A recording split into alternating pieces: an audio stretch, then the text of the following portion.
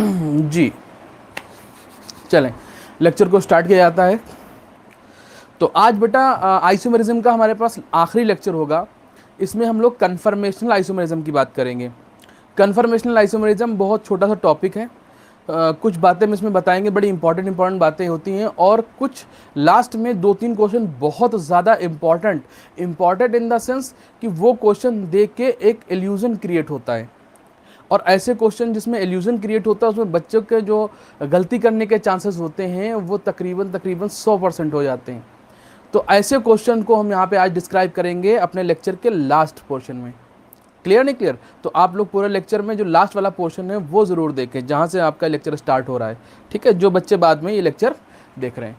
तो पहले हेडिंग लगा लीजिए आप, कन्फर्मेशनल आइसोमेरिज्म। चले, कन्फर्मेशनल आइसोमेरिज्म हम लोग पढ़ते हैं। देखिए, अभी तक हम लोगों ने जो सबसे पहले आइसोमेरिज्म पढ़ी तो वो स्ट्रक्चरल पढ़ी।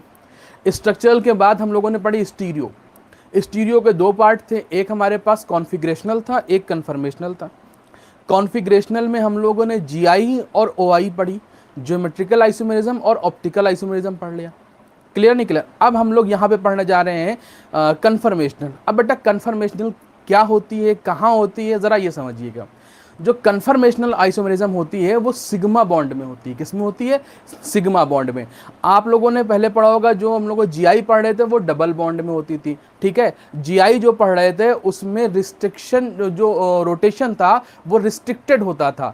लेकिन चूंकि यहाँ पर जो हम कन्फर्मेशनल पढ़ रहे हैं ये सिग्मा बॉन्ड में इसलिए होती है क्योंकि यहाँ पर जो रोटेशन होता है बेटा वो फ्री रोटेशन जो है पॉसिबल होता है। आप लोगों को इससे पहले भी हम बता चुके हैं, जब भी सबसे पहले बॉन्ड बनता है वो सिग्मा बॉन्ड बनता है। सिग्मा बॉन्ड जो यहाँ पे बन जाता है, ठीक है, ओवरलैपिंग से बनता है, लीनियर ओवरलैपिंग से।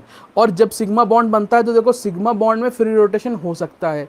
ठीक है, ये देखो यहाँ पे फ्री रोटेशन हो रहा है। ठीक, तो सिग्मा बॉन्ड में चूंकि फ्री रोटेशन हो सकता है, इसलिए हमारे पास जो कन्फर्मेशनल आइसोमेरिज्म होती है वो सिग्मा बॉन्ड की वजह से पाई जाती है। क्योंकि सिग्मा बॉन्ड में क्या होता है, फ्री रोटेशन पाया जाता है।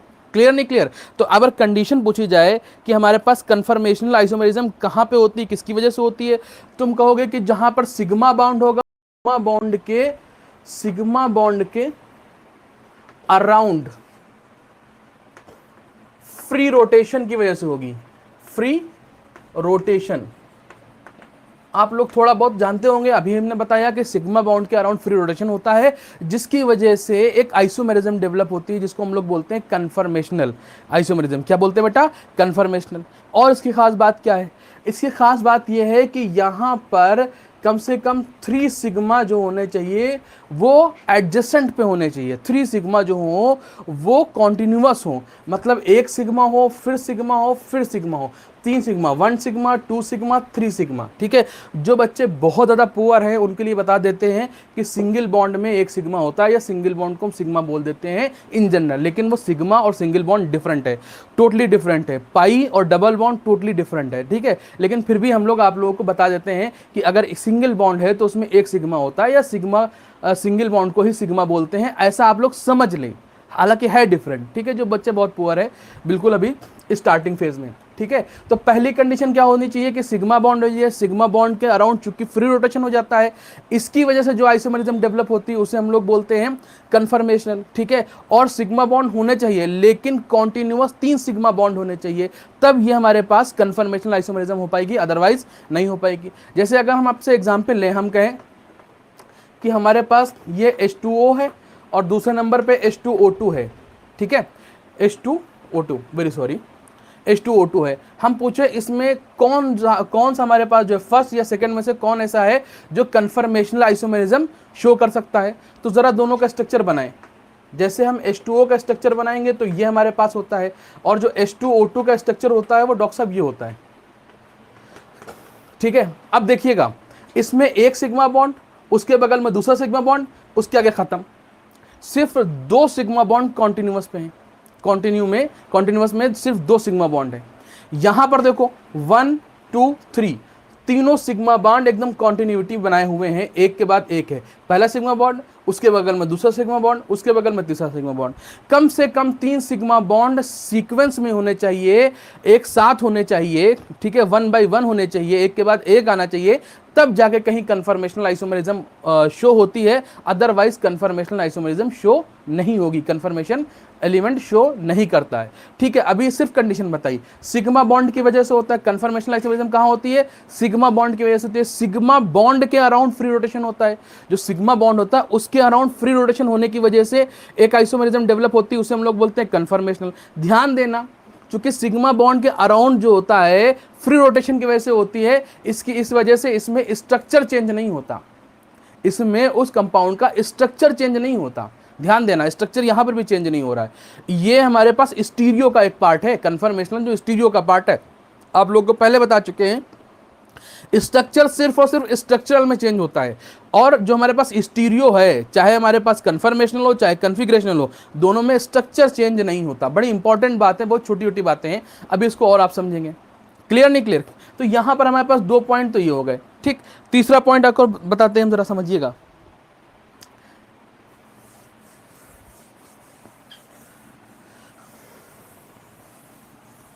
ठीक है, चलें तीसरा पॉइंट देखें। अब इसको जो है हम लोग किस तरीके से डिनोट करा सकते हैं, किस तरीके से डिनोट कर सकते हैं। जो इसका डिनोशन होता है वो 3 तरीके से हो सकता है। एक हमारे पास डैश एंड वेज होता है, जो कि हम अर्लियर लेक्चर में पढ़ चुके हैं।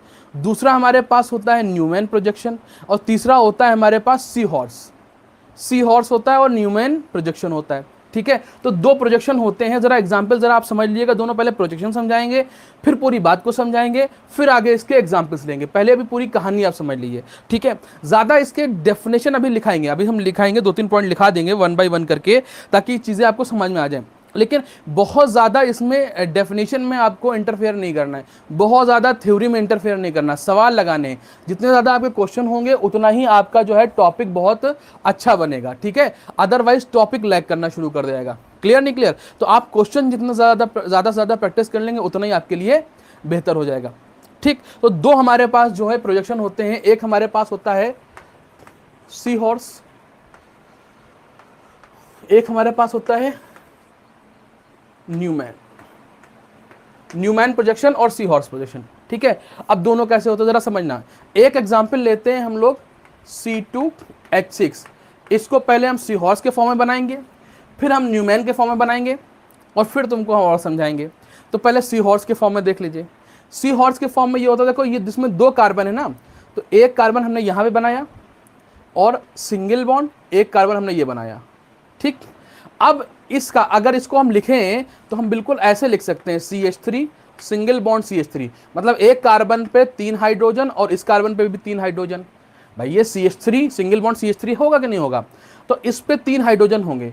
3 हाइड्रोजन कैसे होंगे जरा देखना बेटा, एक हाइड्रोजन ये लगाया, एक हाइड्रोजन ये लगाया, और एक हाइड्रोजन ये ऊपर की तरफ लगा दिया। देखो ये हमारे पास तीनों हाइड्रोजन लगा दिए, ये हमारे पास पहला वाला कार्बन हो गया। ठीक है, इसके जस्ट पीछे जो है फिर हम लोग यही काम करेंगे। देखो ये हम करेंगे, एक हाइड्रोजन यहां पर, एक हाइड्रोजन यहां पर, और एक हाइड्रोजन ये यहां पर। ये देखो दिख रहा है नहीं दिख रहा है? बोलो। तो ये हमारे पास सी हॉर्स प्रोजेक्शन हो गया। कैसा हो गया बेटा? Sea horse projection.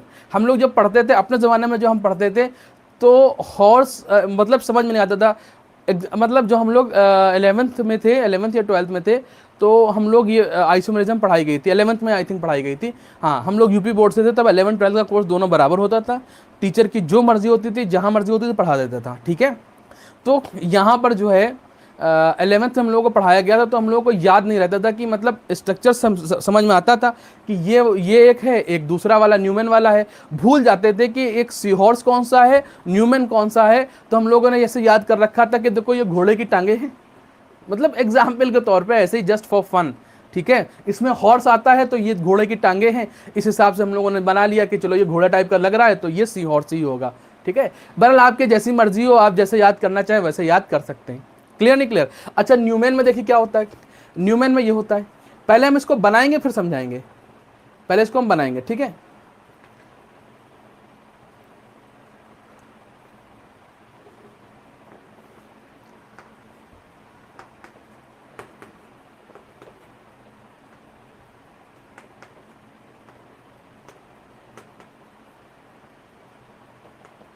ठीक है, ये हमारे पास दोनों ही C2H2 है, C2H6 है, मतलब CH3 दोनों ही है। ठीक है, देखो न्यूमेन जो हमारे पास जो ये बना है सी हॉर्स बना है, इसमें क्या हुआ है, देखो इसमें ऐसे हुआ है कि तीन हमने जो है थोड़ा सा दोनों दोनों कार्बन को दिखाया है, एक कार्बन ये है, एक कार्बन ये है, उसके हाइड्रोजन ये लगे हुए हैं। ठीक है, हमने ऐसे तुमको दिखाया है, ऐसे ये देखो ये चौक है, ये चौक है, ऐसे दिखाया है। ठीक है, तुमको इस तरीके से दिखाया है, इधर लगा दिए 3 हाइड्रोजन और उसके पीछे जस्ट 3 हाइड्रोजन लगा दिए। क्लियर नहीं क्लियर? तो दोनों कार्बन तुमको दिख रहे हैं, दोनों कार्बन तुम्हें दिख रहे हैं। लेकिन अगर हम इसी चौक को ऐसे घुमा दें, अब तुम देखना, अब जो पीछे वाला पोर्शन है वो तुम्हें नहीं दिख रहा है, आगे वाला पोर्शन दिख रहा है, सिर्फ राउंड राउंड आगे वाला पोर्शन दिख रहा है। दिख रहा है कि नहीं दिख रहा है? ठीक है, अब आगे वाला पोर्शन सिर्फ दिख रहा है, पीछे वाला पोर्शन नहीं दिख रहा है। क्लियर नहीं क्लियर? ये हमारे पास क्या हो गया, न्यूमेंस हो गया। न्यूमेन में जो ये वाला जो ये आगे लगा हुआ है, जो इसके जो ये रिंग है, इसके ऊपर जो बना हुआ है, जो ऊपर वाला पोर्शन है वो सब आगे वाला पोर्शन है, और जो पीछे वाला है उसके पीछे दिखाया गया है। ठीक है, जो कि ये कार्बन ये इसके जस्ट पीछे एक और कार्बन होगा, इसके जस्ट पीछे एक और कार्बन होगा, तो इसलिए वो कार्बन हमें विजिबल नहीं होता है। क्लियर नहीं क्लियर? ये बिल्कुल वैसे ही होता है जैसे हमारे पास चौक थोड़ी कम है, फिर भी हम आपको थोड़ा समझाना चाहेंगे। देखिए ये हमारे पास है, एक हाइड्रोजन ऐसे लगा होगा, एक हाइड्रोजन ऐसे लगा है, और एक हाइड्रोजन यहां पे ऐसे लगा हुआ है। ठीक है, क्लियर नहीं क्लियर? तो तुम जब आगे से देखोगे तो ये कार्बन दिखेगा और तीनों हाइड्रोजन यहां दिख रहे होंगे तुम्हें, एक यहां पे लगा हुआ दिख रहा होगा, एक यहां पे लगा हुआ, एक यहां पे लगा हुआ दिख रहा होगा। क्लियर नहीं क्लियर? या ऐसे समझ लो, एक ऊपर की तरफ लगा हुआ दिख रहा होगा, एक ऐसे दिख रहा होगा, एक ऐसे दिख रहा होगा। ठीक, इसके जब तुम उधर से देख रहे हो तो तुमको पीछे वाला इसका बैक साइड, तो बैक साइड वाला कार्बन तो दिख नहीं रहा है, लेकिन यहां पर जो हाइड्रोजन लगा होगा, देखो ये नीचे की तरफ इधर साइड में, ठीक है, ये आपको दिख रहे हैं। क्लियर नहीं क्लियर? तो अगर हमने ऐसे आपको दिखाया तो ये हमारे पास न्यूमेंस प्रोजेक्शन है। अगर हमने इसको ऐसे घुमा दिया, अब देखो दोनों कार्बन विजिबल है, अब इसमें एक हाइड्रोजन ऊपर की तरफ, एक इधर, एक इधर, यहां पर भी भाई एक ऊपर की तरफ, एक इधर, एक इधर। ठीक है, तो इसमें दोनों कार्बन भी दिख रहे हैं और उस पे लगे हाइड्रोजन या उस पे लगे ग्रुप भी दिख रहे हैं। लेकिन अगर आप न्यूमेन देखेंगे तो न्यूमेन आपको ऐसे दिखाया जाएगा।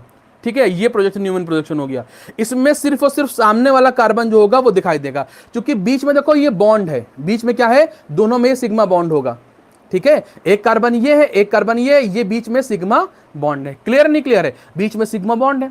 ठीक है, अगर आपको हम ऐसे दिखा रहे हैं, मतलब ये कार्बन भी दिख रहा है, ये कार्बन भी दिख रहा है, बीच में सिग्मा बॉन्ड भी आपको दिखाई दे रहा है पूरी तरीके से, तो ये हमारे पास सी हॉर्स है। अब इस वाले कार्बन पे 3 और ग्रुप लगे होंगे, जाहिर सी बात है, एक कार्बन की वैलेंसी 4 होती है, तो इस पे एक तो सिग्मा बॉन्ड ये लगा ही हुआ है, तो 3 ग्रुप और लग सकते हैं, 1 2 3 करके। क्लियर नहीं क्लियर? और इस वाले कार्बन पे भी यही हो सकता है। ठीक, लेकिन जब हम आपको जो है पीछे वाला कार्बन और सिग्मा बॉन्ड, जो इनके बीच में सिग्मा बॉन्ड है, वो हम छुपा लेंगे, तब हमारे पास ये न्यूमेंस प्रोजेक्शन हो जाएगा। ठीक है, तो 2 तरीके के प्रोजेक्शन होते हैं, एक हमारे पास होता है सी हॉर्स प्रोजेक्शन और एक हमारे पास होता है न्यूमेन प्रोजेक्शन। तो जब भी आप लोग इसको देखें तो अच्छी तरीके से देखें। अगर आपको सी हॉर्स कहीं पर दे रखा है तो कह देखो एक कार्बन ये, एक कार्बन ये, उस पर 3 हाइड्रोजन ये हो जाएंगे। अब देखो यहां पर भी क्या होगा, यहां पर भी 3 हाइड्रोजन उसके पीछे है। अब हाइड्रोजन के अलावा भी इस पर कोई ग्रुप लग सकता है, हाइड्रोजन के अलावा भी कोई ग्रुप लगा सकते हैं। जाहिर सी बात है, हम लोग पढ़े लिखे लोग हैं, हम लोगों को मालूम है कि अगर हम यहाँ से चाहें तो यहाँ पे CH3 लगा सकते हैं, हम लोग चाहें तो यहाँ पे OH लगा सकते हैं हाइड्रोजन को हटा के। भाई एल्केन में हाइड्रोजन को हटा के हम कोई भी ग्रुप लगा सकते हैं, तो हम तुमको सबसे सिंपलेस्ट फॉर्म दिखा रहे हैं। ठीक है, क्लियर नहीं क्लियर?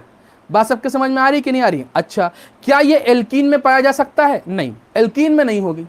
एल्कीन में कन्फर्मेशनल आइसोमरिज्म होती ही नहीं है। क्यों? क्योंकि एल्कीन में हो जाता है डबल बॉन्ड, और डबल बॉन्ड में रोटेशन होता है रिस्ट्रिक्टेड। रोटेशन क्या होता है बेटा? रिस्ट्रिक्टेड, जिसकी वजह से क्या होता है, वहां पर कन्फर्मेशनल नहीं होगी। क्योंकि सिग्मा बॉन्ड होता है, सिग्मा बॉन्ड में जो रोटेशन होता है वो रिस्ट्रिक्टेड नहीं होता, उसमें पाया जाता है। इस वजह से जो है हमारे पास एल्केन जो होता है, एल्केन में कन्फर्मेशनल आइसोमरिज्म होती है। अब C2H6 सबसे सिंपलेस्ट एल्केन पाया जाता है जिसमें कन्फर्मेशनल हो सकती है। C2H6 जो है सबसे सिंपलेस्ट एल्केन है जिसमें कन्फर्मेशनल हो सकती है। CH4 में कन्फर्मेशनल आइसोमरिज्म नहीं होगी, CH4 में कन्फर्मेशनल आइसोमरिज्म पॉसिबल नहीं है। C2H6 से हमारे पास कन्फर्मेशनल आइसोमरिज्म हो सकती है। क्यों? क्योंकि हमारे पास CH4 में दूसरा कार्बन ही नहीं होता है। क्लियर नहीं क्लियर? बात समझ में आ रही कि नहीं आ रही? बहुत बढ़िया बात। तो इसमें 2 कार्बन हो गए, दोनों हाइड्रोजन हो गए। अच्छा, एक बात को समझ लेना, अब जरा एक काम करो, हमने कहा ये पीछे वाला पोर्शन फिक्स कर दिया और इसको यूं घुमा दिया। देखो चूंकि ये रोटेट हो सकता है ना भाई, ये रोटेट हो सकता है, तो इसको यूं घुमा, देखो यूं घुमा दिया हमने।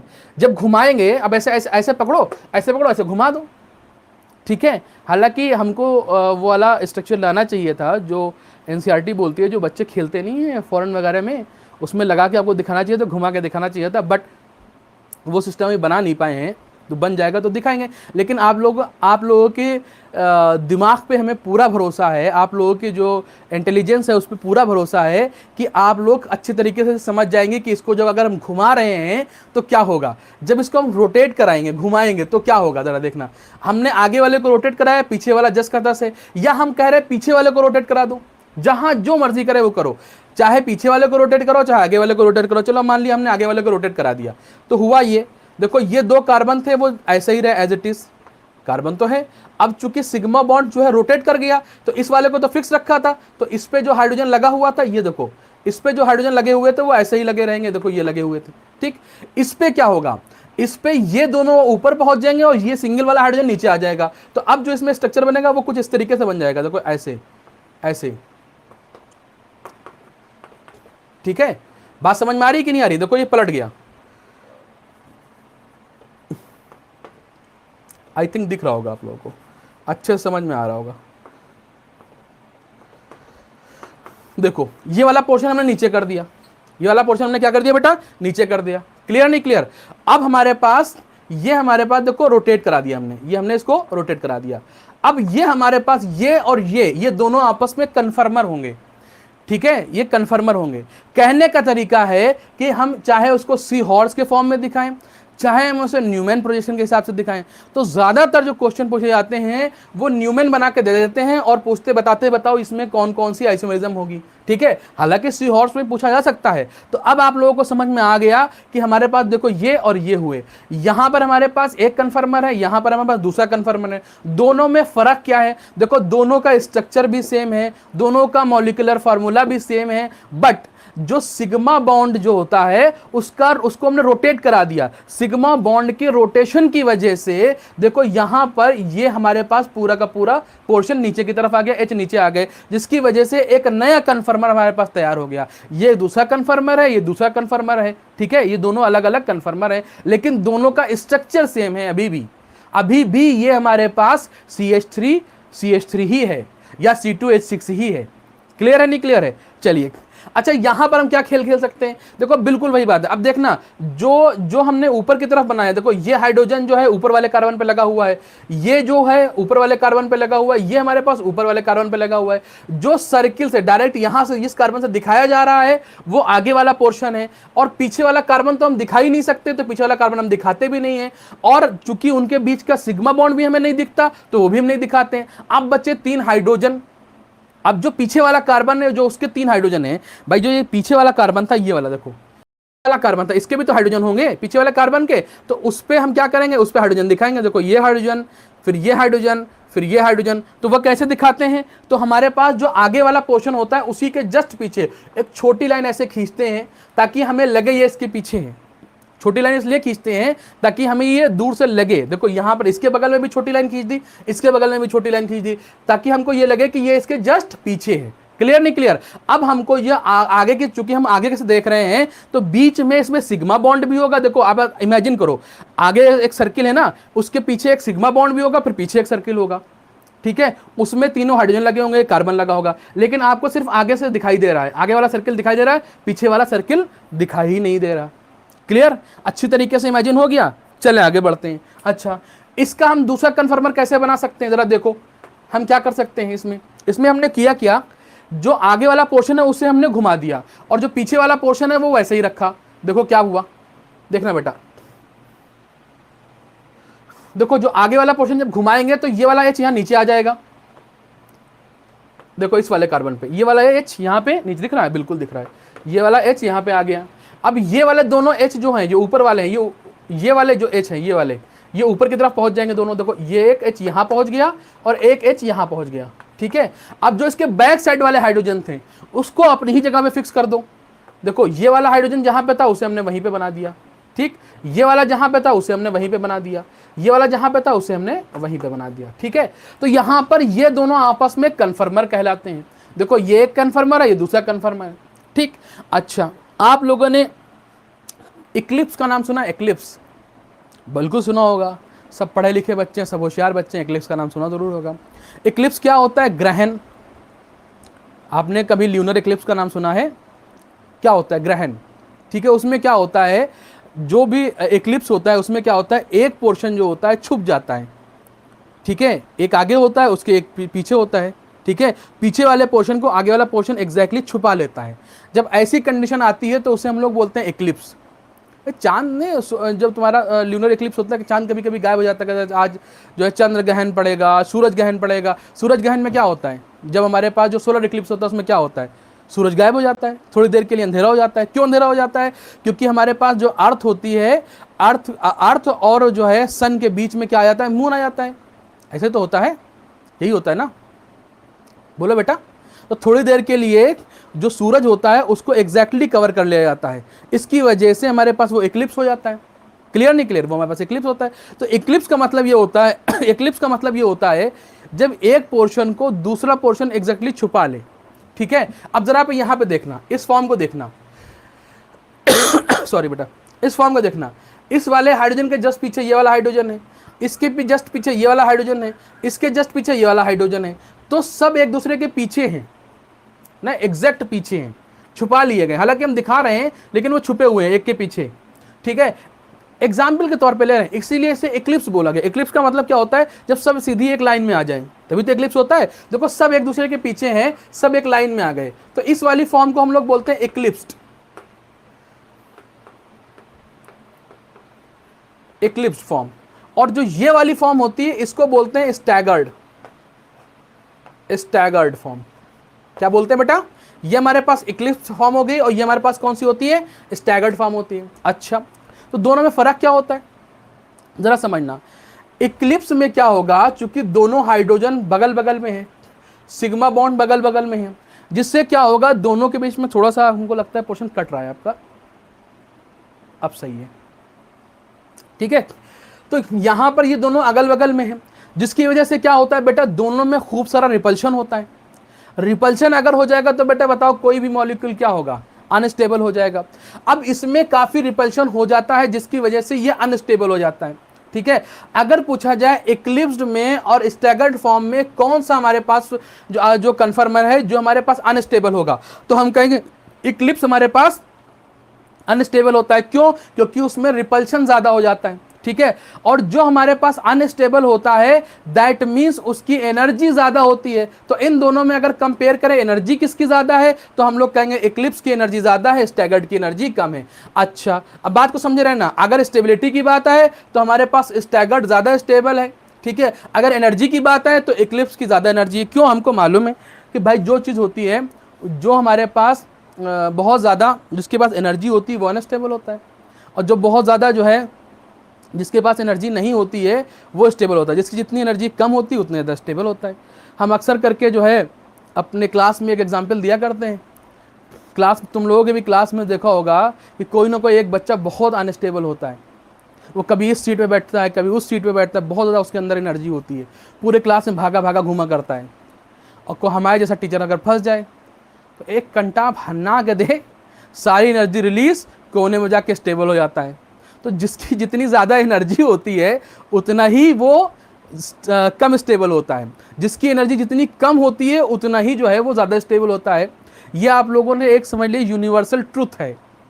ठीक है, अगर आपके अंदर बहुत ज़्यादा एनर्जी है तो आप बहुत ज़्यादा स्टेबल नहीं है, आप बहुत अनस्टेबल है, यहाँ भागेंगे वहाँ भागेंगे वहाँ भागेंगे। लेकिन अगर आपकी एनर्जी कम कर दी जाए तो आप स्टेबल हो जाते हो, है नहीं है ना? चलो बेटा, आप समझ गए हो गया, बहुत समझदार बच्चे हो। तो आप अगर इसमें पूछा जाए, स्टेबिलिटी पूछी जाए तो किसकी स्टेबिलिटी ज़्यादा है? स्टैगर्ड की। पूछा जाए स्टैगर्ड की स्टेबिलिटी ज़्यादा क्यों है? क्योंकि उसके बीच में रिपल्शन कम है। इक्लिप्स की स्टेबिलिटी कम क्यों है?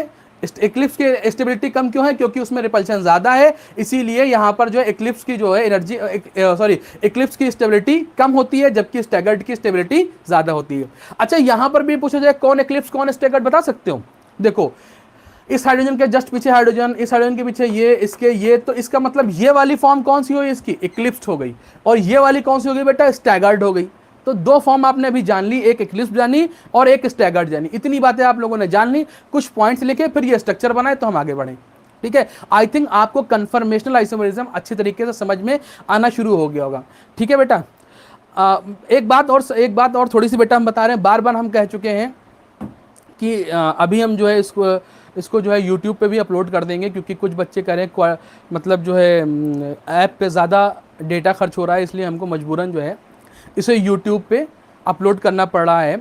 तो और यूट्यूब पे भी जो बच्चे इसको देख रहे हैं, अभी हमने सबके लिए ओपन रखा हुआ है लेक्चर। तो एक बात आप हमेशा ध्यान रखें कि लेक्चर अगर आपने स्टार्ट किया है तो पूरा देखें प्लीज़। ठीक है, और ख़ास बात यह है कि हम आपको ये बताना चाह रहे हैं, यूट्यूब पे भी जो हम इसे अपलोड कर रहे हैं, तो ये हम ना लाइक के लिए कर रहे हैं, ना हम शेयर के लिए कर रहे हैं, ना हम सब्सक्राइब के लिए कर रहे हैं। ठीक है, वो आपकी अपनी जिम्मेदारी है, आपको क्या करना है। ठीक है, और एक बात और समझ लीजिए, आप जब भी कोई लेक्चर देखें तो पूरा लेक्चर देखें, यहाँ मज़े मत ले आए कि हमने थोड़ा सा 10-15 मिनट का लेक्चर देख लिया, अच्छा ये नहीं। इसमें जब पूरा लेक्चर आप देखेंगे, एक एक पॉइंट टू पॉइंट देखेंगे, तब आपको लेक्चर समझ में आएगा, जिससे आपको फ़ायदा मिलेगा। ठीक है, बात समझ रहे हैं नहीं समझ रहे हैं। हालांकि ऑनलाइन प्लेटफॉर्म पे बच्चे समझने से ज़्यादा मज़े ज़्यादा ले रहे हैं। मज़े ये लेते हैं कि उनको चलो आज जो है मतलब एक वो नहीं होता है फ़ैन बन जाना, बहुत ही बेवकूफ़ाना हरकत है बच्चों की, जो किसी का फ़ैन बन जाते हैं। कभी किसी का फ़ैन वैन नहीं बनना चाहिए। ठीक है, हमेशा आपको जब तक आपको क्या करना चाहिए, चीज़ों को समझना चाहिए, कि कंटेंट देखना चाहिए, आपको कितना उससे फ़ायदा मिल रहा है। क्लियर नहीं क्लियर? कोई टीचर बहुत ज़्यादा स्मार्ट है, कोई टीचर कुछ है, तो मतलब उसके फ़ैन बन गए, एक अलग से जो है मतलब पता नहीं क्या क्या चलाया करते हैं, उसमें जो है किसी की लड़ाई हो रही है तो वो अपने उसमें इंटरेस्ट ले रहे हैं, जबकि सारा इंटरेस्ट आपका इस टाइम पे ये होना चाहिए कि आपको सिर्फ और सिर्फ आपको कंटेंट अपना देखना चाहिए और अपने सिलेक्शन को देखना चाहिए। ठीक है, ध्यान दीजिए ज़्यादातर बच्चे जो ये काम कर रहे हैं वो सेलेक्ट नहीं होंगे, और आप लोग जो बच्चे यहाँ पर अच्छी तरीके से पढ़ रहे हैं वो देख लीजिएगा सेलेक्ट होकर चले जाएंगे, और ये सारे बच्चे यहाँ मुंह देखते रह जाएंगे आपका।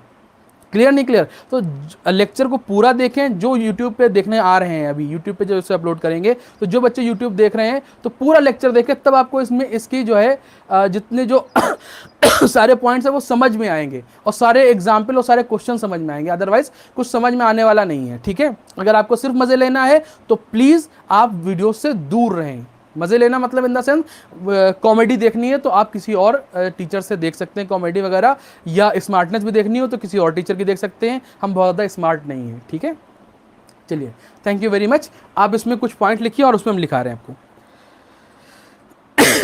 लिखिए कन्फर्मेशनल आइसोमेरिज्म में लिखिए, लिखो, it is arise due to rotation around sigma bond, next point लिखो बेटा, 3 sigma bond should be present continuously, 3 sigma bond should be present continuously.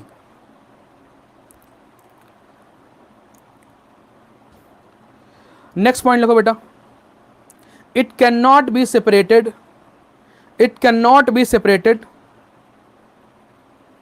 due to very less energy difference.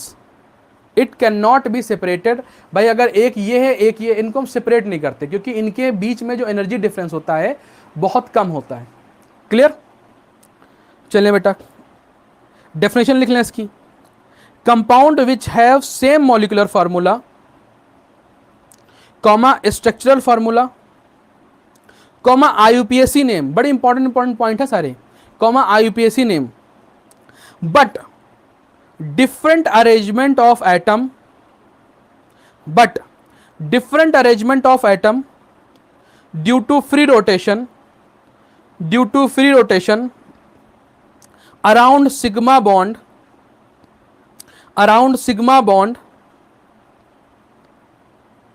are conformers, and phenomenon is conformational, sorry, and phenomenon is conformational isomerism, and phenomenon is conformational isomerism. Next point लिखिए बेटा, conformers can be represented by, conformers can be represented by dash wedge, comma, Newman's projection, comma, Sawhorse projection. SAW है, sea horse नहीं, SAW, ये Sawhorse, Sawhorse, Sawhorse, ठीक है। चलिए दोनों को बना लीजिए।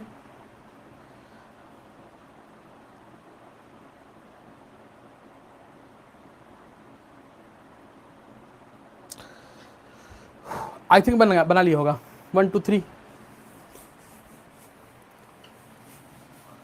कभी कभी गलतियां हो जाती हैं। सी हॉर्स, सा हॉर्स, जो हमारे क्लासरूम के स्टूडेंट हैं वो मेरे बारे में बहुत अच्छे तरीके से जानते हैं।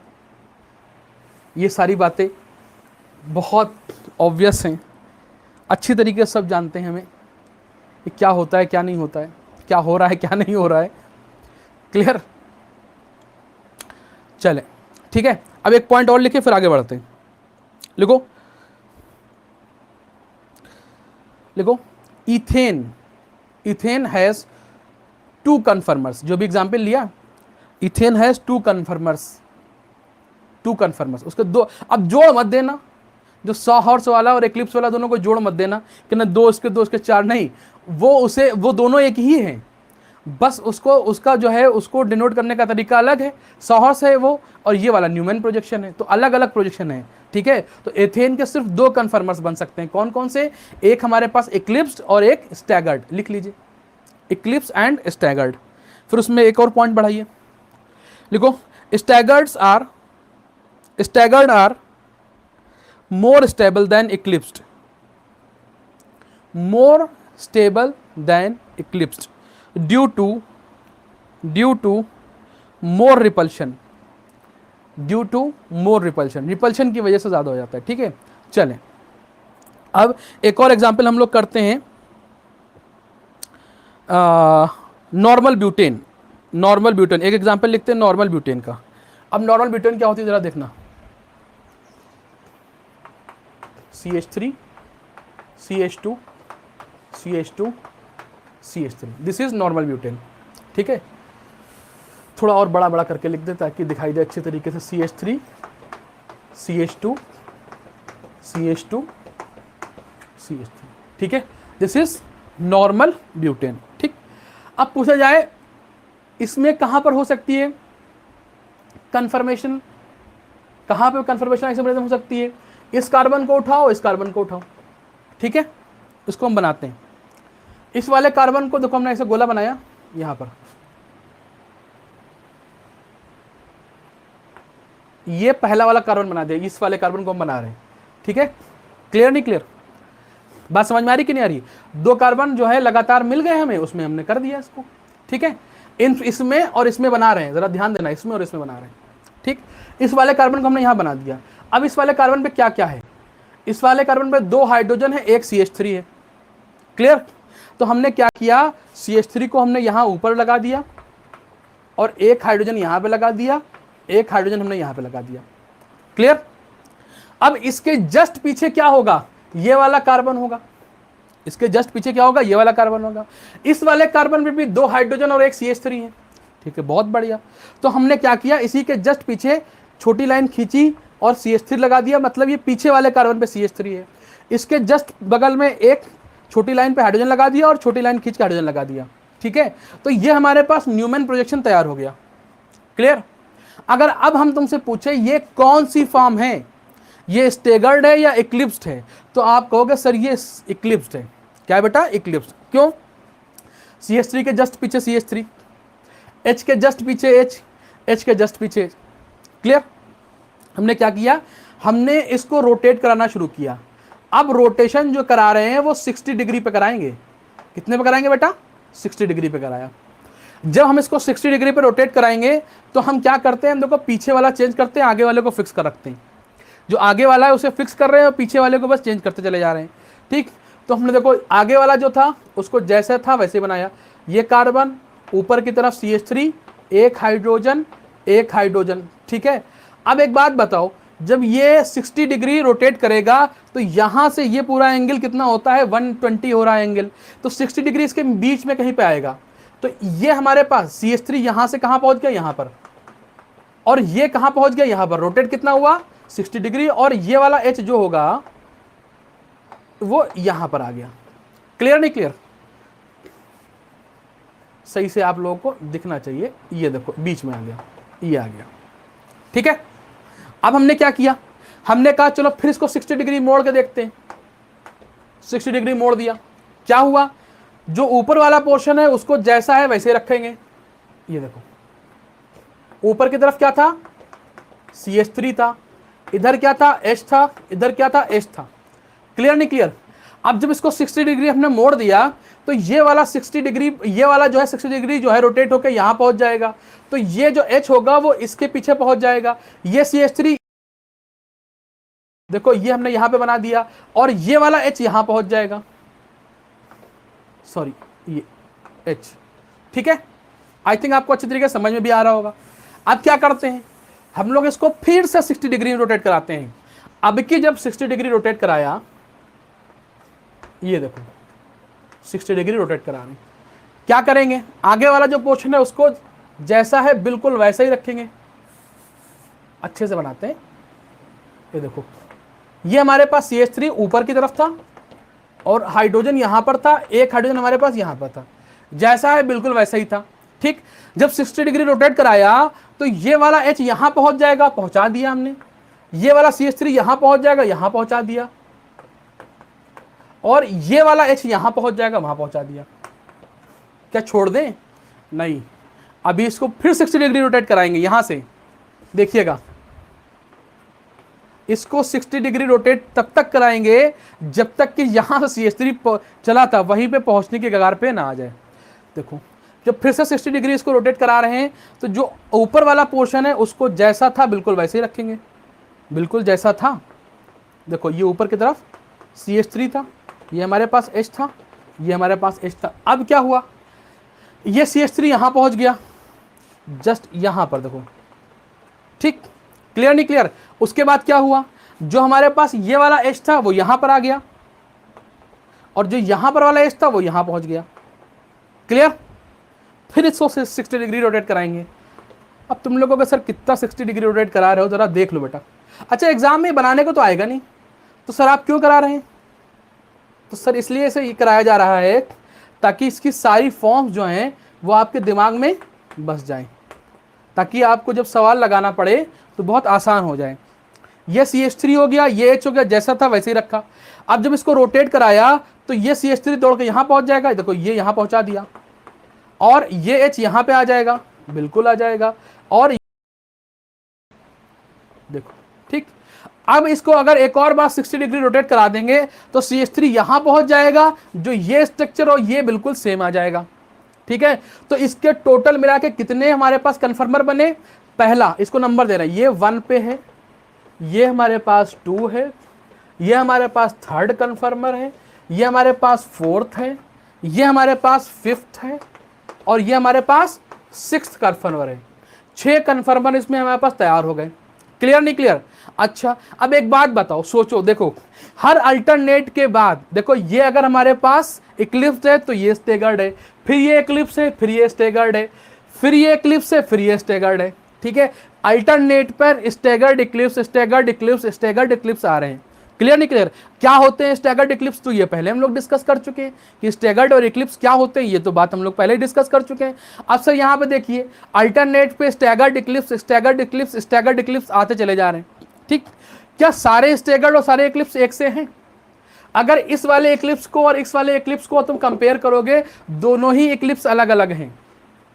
ठीक है, देखो ये हमारे पास ये इक्लिप्स है, एक ये इक्लिप्स है। इस वाले इक्लिप्स में CH3 के पीछे CH3, H के पीछे H, H के पीछे एक। इस वाले इक्लिप्स में देखो CH3 के पीछे H, इस वाले H के पीछे H और इस वाले CH3 के पीछे, इस वाले H के पीछे CH3। तो मतलब ये एक्लिप्स और ये एक्लिप्स सेम तो नहीं हुए। इसी तरीके से हम लोग स्टैगर्ड देख लेते हैं। जरा इस वाले स्टैगर्ड को चेक करो, ये वाले स्टैगर्ड में CH3 के बगल में CH3 है, और जब यहां पर आ जाएंगे तो यहां पर CH3 के अपोजिट CH3 आ जाएगा। ठीक, जो ये पूरे सारे स्ट्रक्चर बने हैं, इसमें जितने जितने एक्लिप्स हैं और जितने जितने स्टैगर्ड हैं, जरा समझो। अगर हम सारे उसकी बात करें, 1 की बात करें, 3 की बात करें और 6 की बात करें, सॉरी 1, 3 और 5 की बात करें, अल्टरनेट की बात करें, 1, 3, 5 की बात करें, तो इसमें ये वाले क्या है, एक्लिप्स्ड हैं। इन सब में जो हमारे पास फर्स्ट वाला है, ये हमारे पास फुल्ली एक्लिप्स्ड है। ये हमारे पास कैसा है, फुल्ली एक्लिप्स्ड है। और हमारे पास जो 3 और 5 वाले हैं वो पार्शियली एक्लिप्स्ड हैं। क्यों? क्योंकि यहां पर देखो जो एटम है उसके जस्ट पीछे वही है, CH3 के जस्ट पीछे CH3 है, H के जस्ट पीछे H है और इस वाले H के जस्ट पीछे H है, जबकि यहां पर ऐसा नहीं है 3 और 5 में। तो 1, 3 और 5 की बात करें तो ये हमारे पास क्या, इनको हम लोग क्या बोलते हैं, इक्लिप्स फॉर्म है। और इसमें भी जो फर्स्ट वाला है वो फुल्ली इक्लिप्स्ड है। क्या बेटा, फुल्ली इक्लिप्स्ड है। ऐसे ही आ जाते हैं स्टैगर्ड में। देखो सारे के सारे स्टैगर्ड हैं। देखो 4, 2, 4, 6, 2, 4, 6। देखो 1, 3, 5 कहीं लिख लेते हैं। देखो 1, 3, 5 और 2, 4, 6। ये वाले हमारे कैसे इक्लिप्स हैं और ये वाले हमारे पास स्टैगर्ड हैं। 1, 3, 5 में जो फर्स्ट वाला है वो फुल्ली इक्लिप्स्ड है। और इसमें जो फोर्थ वाला है उसकी बात करेंगे। फोर्थ वाला बेटा एंटी होता है। देखो जस्ट अपोजिट, CH3 के अपोजिट CH3 आ रहा है। क्लियर नहीं क्लियर? H के अपोजिट H जा रहा है, H के अपोजिट H जा रहा है, तो ये पूरा मॉलिक्यूल क्या हो गया, एंटी हो गया। जबकि यहां पर और जो स्टैगर्ड है उसमें एंटी तो नहीं दिख रहा। देखो CH3 ये उसके बगल में CH3 है। क्लियर नहीं क्लियर? यहां पर भी देखो CH3 ये उसके बगल में CH3 है। फोर्थ वाले में क्या है बेटा, एंटी आ रहा है, बिल्कुल अपोजिट आ रहा है। तो यहां पर हम इसको कैटेगराइज कर सकते हैं। देखो एक फोर्थ हमारे पास, देखो हमारे पास जो एक्लिप्स हो गए, एक्लिप्स दो तरीके के हो गए, एक फुल्ली एक्लिप्स्ड, एक पार्शियल एक्लिप्स्ड। ठीक है, ऐसे ही जो स्टैगर्ड हो गए वो भी दो तरीके के हो गए। एक तो उसमें होगा एंटी और एक को हम लोग बोलेंगे गाउची। जो बचे वाले उन्हें बोलेंगे गाउची। तो दो बचे वाले हैं वो गाउची हो गए और एक उसमें हो गया एंटी। क्लियर नहीं क्लियर? ऐसे ही जो एक्लिप्स्ड है उसमें एक तो फुल्ली एक्लिप्स्ड हो गया, जो बचे वाले हैं वो पार्शियली एक्लिप्स्ड है। क्लियर नहीं क्लियर? बात समझ में आ रही कि नहीं आ रही? अच्छा एक बात हम तुमसे पूछें, जरा एक बात बताना कि इन 6 स्ट्रक्चर में सबसे ज्यादा स्टेबल कौन होगा? जिसमें सबसे कम रिपल्शन आएगा वो सबसे ज्यादा स्टेबल होगा। सबसे ज्यादा स्टेबल सर कौन होगा? जिसमें सबसे कम रिपल्शन आए। और सबसे कम रिपल्शन किसमें आ रहा है? एंटी वाले में। सबसे कम रिपल्शन किसमें आ रहा है? एंटी वाले में। देखो एंटी वाले में बिल्कुल अपोजिट हो गया। सबसे कम रिपल्शन किसमें आएगा बेटा? एंटी वाले में आता है। सबसे ज्यादा रिपल्शन किसमें होगा? एक्लिप्स में। और एक्लिप्स में भी किसमें सबसे ज्यादा होगा? फुल्ली एक्लिप्स में। जो फुल्ली एक्लिप्स्ड होगा उसमें सबसे ज्यादा रिपल्शन होगा। तो इसकी वजह से सबसे ज्यादा अनस्टेबल जो होगा वो कौन सा होगा? फुल्ली एक्लिप्स्ड जो होगा सबसे ज्यादा स्टेबल होगा, अनस्टेबल होगा। क्लियर नहीं क्लियर? हमारे पास एंटी जो होगा वो सबसे ज्यादा स्टेबल होगा और जो हमारे पास फुल्ली एक्लिप्स्ड होगा वो सबसे ज्यादा अनस्टेबल हो जाएगा। क्लियर नहीं क्लियर? चलिए इसे फटाफट बना लीजिए, जल्दी बनाइए।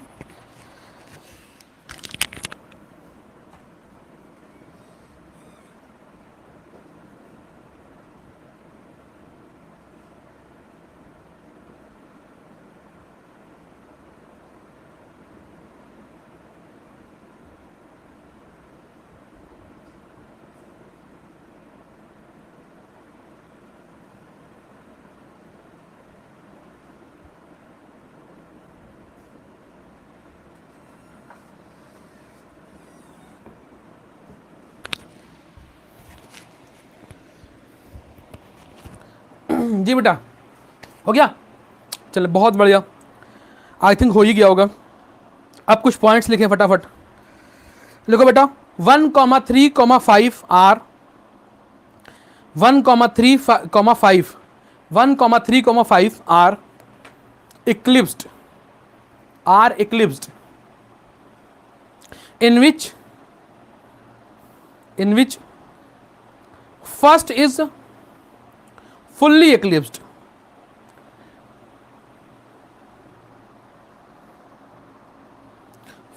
first is fully eclipsed but 3, 5 are partially eclipsed. 3,5 are partially eclipsed. Next point लिखे बेटा 2,4,6 are 2,4,6 are staggered in which 4 is anti but 2,6 are gauchy। 2,6 are gauchy। गाउची की स्पेलिंग लिख लीजिए GAUCHE गाउची GAUCHE गाउची। ठीक है, क्लियर नहीं क्लियर? अब एक काम करें, आप पहले लिखें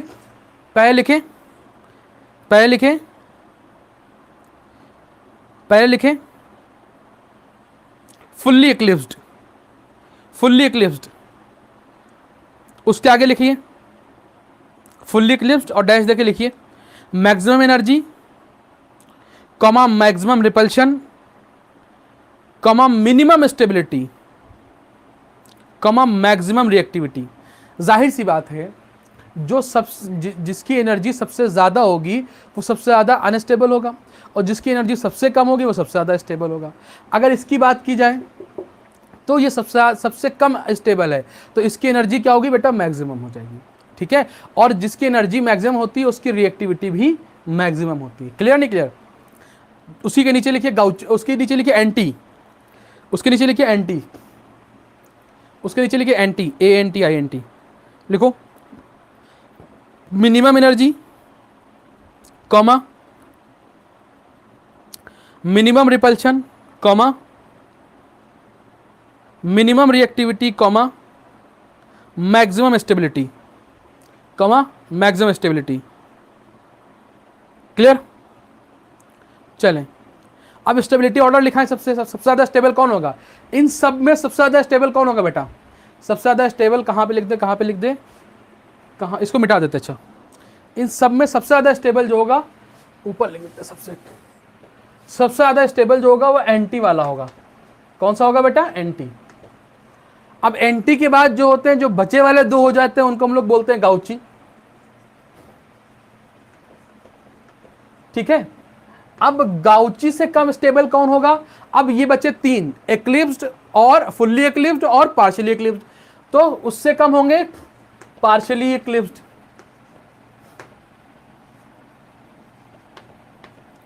और लास्ट में कौन होगा बेटा? इक्लिप्स्ड। दिख नहीं रहा होगा लेकिन हम बोले दे रहे हैं, लास्ट में कौन होगा? इक्लिप्स्ड। सबसे ज्यादा स्टेबल एंटी, उससे कम गाउची, उससे कम पार्शियली इक्लिप्स्ड और सबसे कम क्या हो जाएगा बेटा? इक्लिप्स्ड। आप लोगों को मालूम चल गया होगा इसमें ये वाला जो हमारे पास इक्लिप्स्ड है, बाकी हमारे पास जो 4 और 6 वाले हैं, नहीं, जो हमारे पास 3 और 5 वाले हैं ये पार्शियली इक्लिप्स्ड हैं। और अगर 2, 4, 6 में देखा जाए तो 4 वाला एंटी है, बाकी 2 और 6 वाले जो हैं वो हमारे पास कैसे हैं? गाउची फॉर्म में। क्लियर? चलें, बहुत बढ़िया। आई थिंक आप लोगों को पूरी तरीके से ये हमारे पास आइसोमेरिज्म कन्फर्मेशनल वाली समझ में आई होगी। I hope so. अच्छी तरीके से पूरा कॉन्सेप्ट आपको क्लियर हो गया होगा। क्लियर है नहीं बेटा? क्लियर है।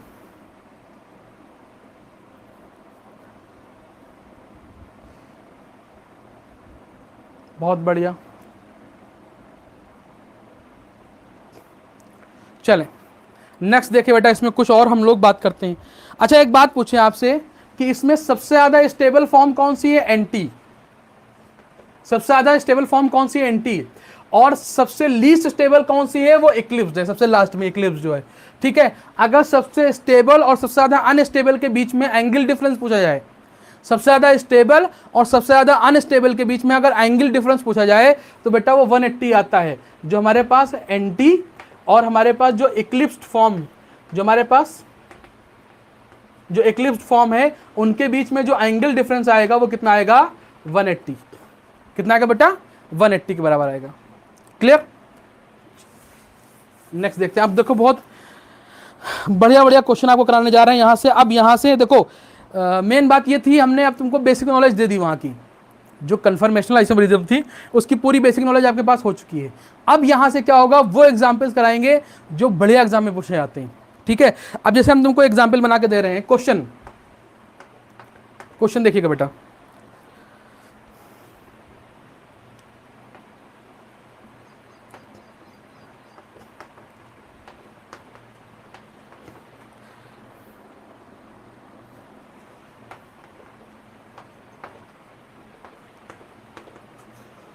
ठीक है।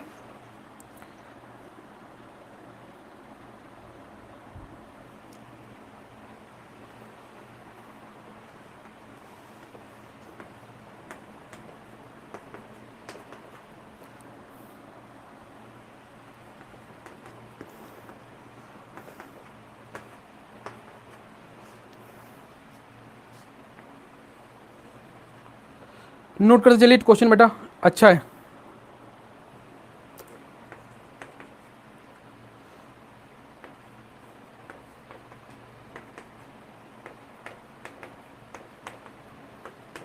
ठीक है, अब 3 फॉर्म तुम्हें दिख रही हैं,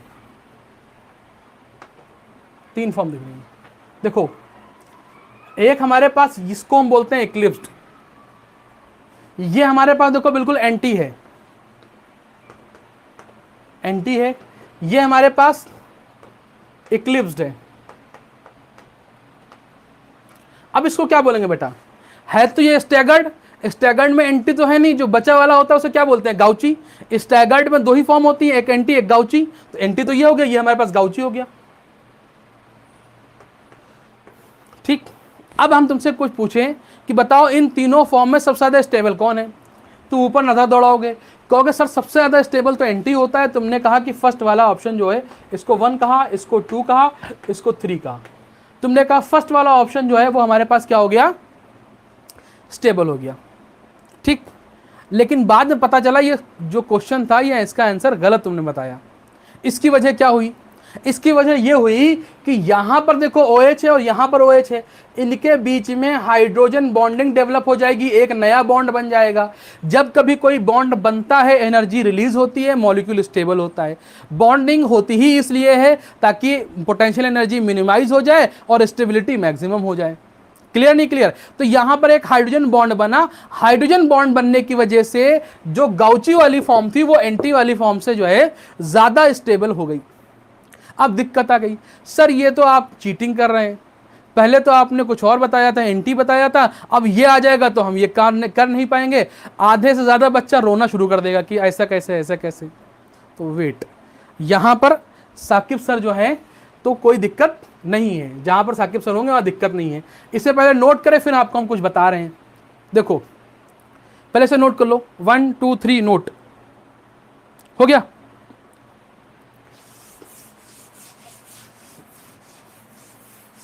देखो जैसे मान लिया हमारे पास एक ग्रुप ये है और यहां पर CH2 है और यहां पर CH2 है। ठीक है, ये 2 कार्बन है, 2 कार्बन है ना, एक पे कोई एक ग्रुप ये है और एक ग्रुप ये है। ठीक, एक ग्रुप ये है, या यहां पे OH ले लो या कुछ भी ले लो, मान लिया OH ले लिया।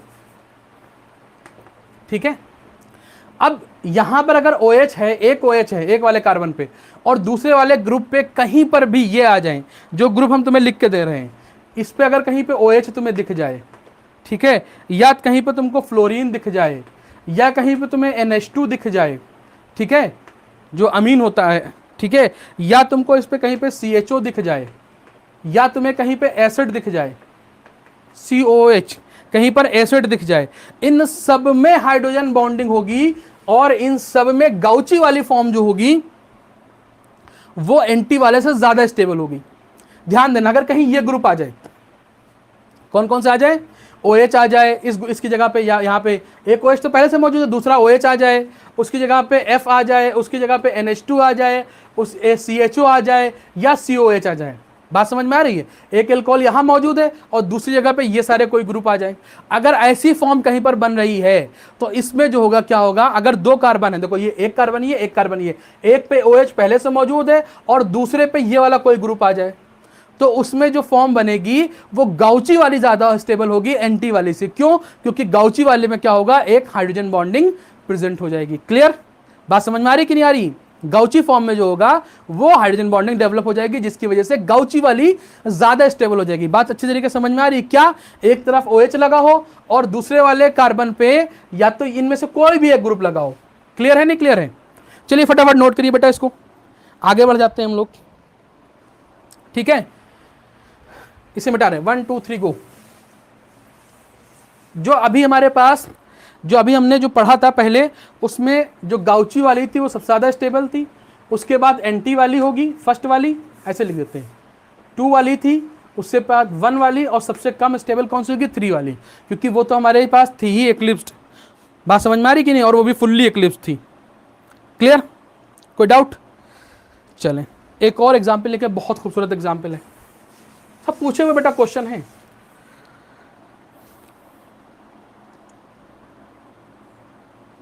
लिखो बेटा, most stable कन्फर्मर of 3 amino propanoic acid, 3 amino propanoic acid, 3 amino propanoic acid. उसने तुमको ये बना के दिया,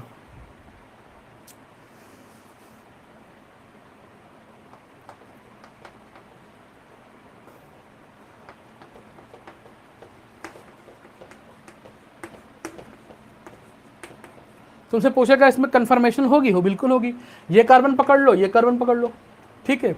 अब जरा देखना, इसमें सारी फॉर्म तो बनेगी। अब इसमें ये तुमसे ये पूछ रहा, तो मेन चीजें बता रहे हैं तुमको, जो क्वेश्चन ओरिएंटेड बातें हैं वो सारी बताएंगे, ठीक है। तुमसे ऐसे पूछेगा सबसे जो स्टेबल फॉर्म है वो कौन सी बनेगी, जरा देखना इसको, इसको इस तरीके से बना रहे, ये हमारे पास इस तरीके से ये गोला बना दिया हमने, ठीक है। यहाँ पर हमने क्या किया, COH को ऊपर बना रहे हैं, चलो NH2 को ऊपर बना दो, इधर से ही ले लेते हैं, ये वाला कार्बन बना रहे हैं तो इस पर 2 H लगा दिए, ठीक है। अब इसमें 2 फॉर्म बना रहे हैं, एक हम बनाएंगे यहाँ पर एंटी, और एक हम बनाएंगे बीच में गाउची, ठीक है। गाउची भी स्टेगर्ड होती है, एंटी भी स्टेगर्ड होती है, आपको पहले मालूम है। तो एक में हमने COH यहाँ बना दिया, ठीक है, और 2 हाइड्रोजन बचे, तो एक हाइड्रोजन यहाँ पे लगा दिया और एक हाइड्रोजन यहाँ पे लगा दिया, दिस इज गाउची। अगर इसकी हम लोग एंटी बनाए तो क्या बनेगा बेटा, देखो ये बनाया, बना दिया, ये बना दिया, COOH यहाँ पे हो जाएगा बिल्कुल अपोजिट, H यहाँ पर एक और एक H है, देखो स्टैगर्ड दोनों ही हैं, बट इसमें एक एंटी है और एक हमारे पास क्या है, एक हमारे पास एंटी है और एक हमारे पास क्या है, जल्दी बताओ, एक ये हमारे पास एंटी है, वो हमारे पास क्या हो जाएगी बेटा, गाउची फॉर्म हो जाएगी। क्लियर नहीं क्लियर, बात समझ में आ रही कि नहीं आ रही, बोलो बेटा। लेकिन इसमें होता क्या है, इसमें होता यह है कि यहां से इसका H जो होगा, इसके H को ये एक्सेप्ट कर लेगा, इसके H को ये एक्सेप्ट कर लेगा, किसके, गाउची वाले के, गाउची वाले के H को ये एक्सेप्ट कर लेगा। तो यहां पर जो ये स्ट्रक्चर बनाएगा, तो एक H ये एक्सेप्ट करके CH3 प्लस हो जाएगा और ये CO माइनस हो जाएगा, ये CH3 प्लस हो जाएगा और ये क्या हो जाएगा बेटा, CO माइनस हो जाएगा। क्लियर नहीं क्लियर, बात समझ में आई कि नहीं आई, ज्विटर आयन बन जाता है, क्या बन जाता है इसमें, ज्विटर आयन। बड़ा इंपॉर्टेंट इसमें क्वेश्चन है ये, के बीच में जो ये फोर्स बनने लगता है वो इलेक्ट्रोस्टैटिक फोर्स हो जाता है भाई, एक प्लस हो जाएगा।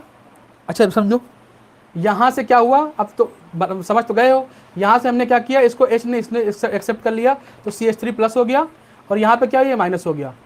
अब इनके बीच में जो फोर्स लगेगा ना, वो इलेक्ट्रोस्टैटिक फोर्स ऑफ अट्रैक्शन आ जाएगा, प्लस और माइनस के बीच में, ठीक है, जिसकी वजह से इलेक्ट्रोस्टैटिक फोर्स ऑफ अट्रैक्शन जो होता है बेटा बहुत ज़्यादा स्टेबल होता है, और उसकी स्टेबिलिटी की वजह से क्या होता है, इसमें ज़्यादा स्टेबिलिटी आ जाएगी। अब हाइड्रोजन बॉन्डिंग की तो स्टेबिलिटी बहुत कम होती है भाई, अगर हाइड्रोजन बॉन्डिंग तुम लोग चेक करोगे तो उसकी स्टेबिलिटी तकरीबन 80 किलो जूल, उसकी जो एनर्जी होती है वो 80 किलो जूल से भी कम होती है, 60 किलो जूल से भी बहुत कम होती है, ठीक है, बहुत 20 से 60 के बीच में होती है, और 20 से नीचे वाले 10 के आसपास जो होते हैं वो सारे जो होते हैं वो वॉन्डर वाल फोर्स कहलाते हैं, उनकी एनर्जी और कम होती है, ठीक है। तो हाइड्रोजन बॉन्ड वीक होता है, किससे, इलेक्ट्रोस्टैटिक से, तो ये अब और स्ट्रांग हो जाएगा गाउची वाला।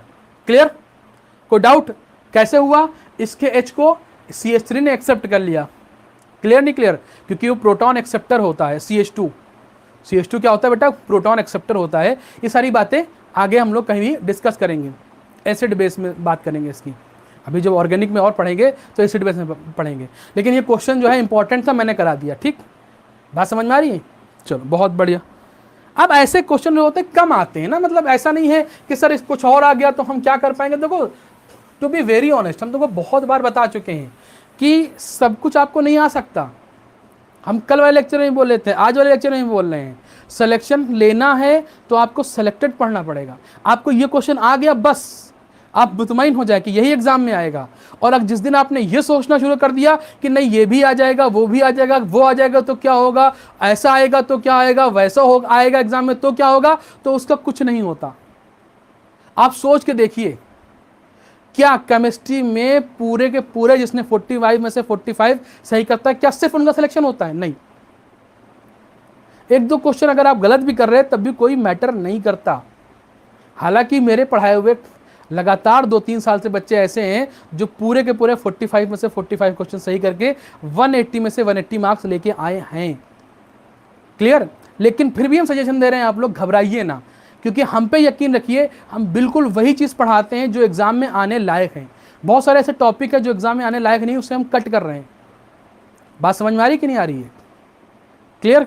बहुत सारे ऐसे जो टॉपिक हैं जो एग्जाम में नहीं आ रहे हैं, पूछे जा रहे हैं, या बहुत ज़्यादा बियॉन्ड जा रहे हैं, तो उससे हम थोड़ा सा हटाए दे रहे हैं। हम सिर्फ एग्जाम ओरिएंटेड पढ़ा रहे हैं ताकि आपका एग्जाम में रिजल्ट अच्छा बेहतर बने। क्लियर? चलिए, बहुत बढ़िया। ज़रा देखिए इसके आगे वाली बात। अब इसका आगे क्वेश्चन अगर हम तुमसे पूछें, जरा देख के बताओ। हम कहें मोस्ट, क्वेश्चन लिखो बेटा, most stable कन्फर्मर of butane 3 diol. Butane 3 diol. अब पहले क्या करोगे, ब्यूटेन 3 डाइऑल बनाओगे। 1 2 3 4, दिस इज ब्यूटेन। एक OH यहाँ पर, एक OH यहाँ पर, 2,3 डाइऑल होगा। ठीक है, ब्यूटेन 2,3 डाइऑल बन गया। ठीक, अब देखो इस वाले कार्बन को पकड़ो, इस वाले कार्बन को पकड़ो, इसको घुमाना है हमको, कन्फर्मर यही तो बनाना है। एक काम करो, पूरा ना बना करके एक H ऊपर बना दिया करो और इसके भी एक H ऊपर बना दिया करो, ताकि बात समझ में आना शुरू हो जाए। ठीक है, अब तुम्हें मालूम है सबसे ज्यादा स्टेबल होता है एंटी, और एंटी के बाद क्या होता है, गाउची। ठीक है, लेकिन अभी थोड़ी देर पहले हमने बताया था कि हमारे पास एक कार्बन होगा, उसके ऊपर OH लगा हो और दूसरे वाले कार्बन पर भी OH आ जाए। पीछे वाला ग्रुप देखो, अभी जस्ट पीछे एक एग्जाम्पल छोड़ के जो पहला वाला एग्जाम्पल कराया है, हमने G लगाया था, हमने इस तरीके से लिख के दिया था। हमने कहा था G CH2OH, कुछ इस तरीके से बताया था। देखो 2 कार्बन है ना एडजेसेंट वाले, उस पे एक पे OH है और दूसरे में हमने कहा था G में OH सबसे ऊपर लिखा था। क्लियर नहीं क्लियर? कहीं पर भी हो,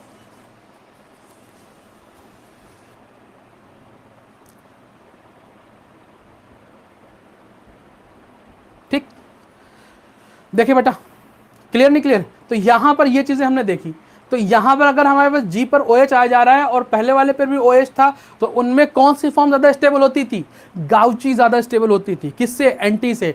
तो इसमें सबसे ज्यादा स्टेबल कौन सी होगी? गाउची। गाउची के बाद क्या होगा? एंटी। अब जैसे ऑप्शन मिल जाए आपको, 4 ऑप्शन देगा, एंटी, गाउची और उसके बाद देगा स्टेगर्ड, तो जबरदस्ती स्टेगर्ड दे देगा, एंटी, गाउची, स्टेगर्ड, एक्लिप्स। तो आपको क्या सबसे ज्यादा स्टेबल इसमें क्या होगी बेटा? गाउची होगी। क्लियर? कोई डाउट? चलें बेटा, से नोट करें फटाफट। आई थिंक चीजें आप लोगों को बहुत बेहतर तरीके से समझ में आ रही हैं। ठीक है, अब ये क्वेश्चन जो हम पूछने जा रहे हैं, ये क्वेश्चन बड़ा इंपॉर्टेंट है, आप लोग बताएंगे प्लीज।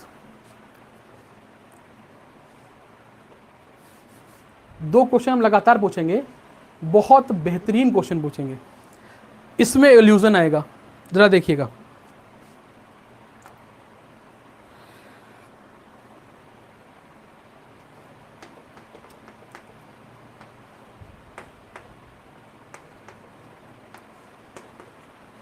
ठीक, एक ही हो गया।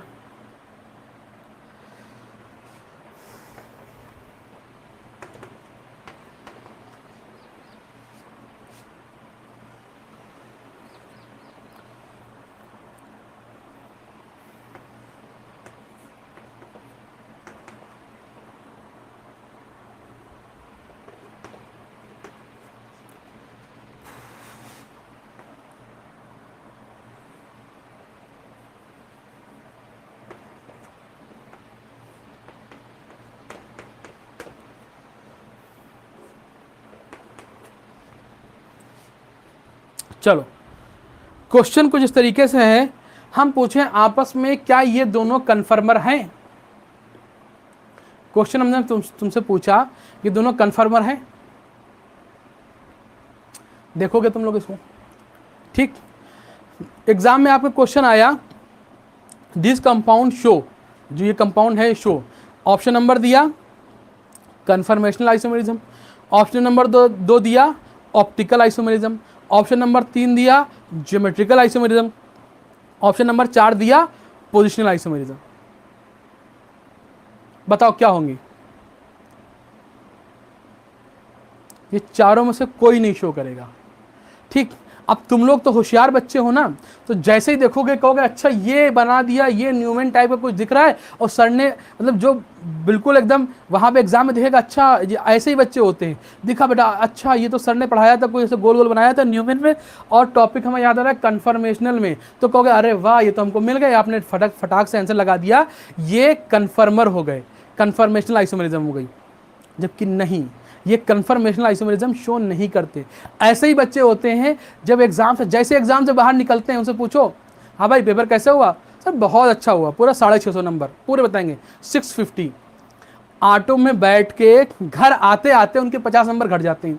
जैसे घर पहुंचेंगे थोड़ा डिस्कशन हुआ बच्चों से रास्ते में, और पता लगा 50 नंबर घट गए, 600 पे आ गए। ठीक है, शाम होते होते होते होते जैसे ही उनसे पूछो कि भैया कितने हुए, अभी आंसर की नहीं मिलाई है, उनसे पूछो कितना हुआ, वो 500 पे आ जाते हैं, क्योंकि कुछ क्वेश्चन वो किताबों से मिला चुके होते हैं।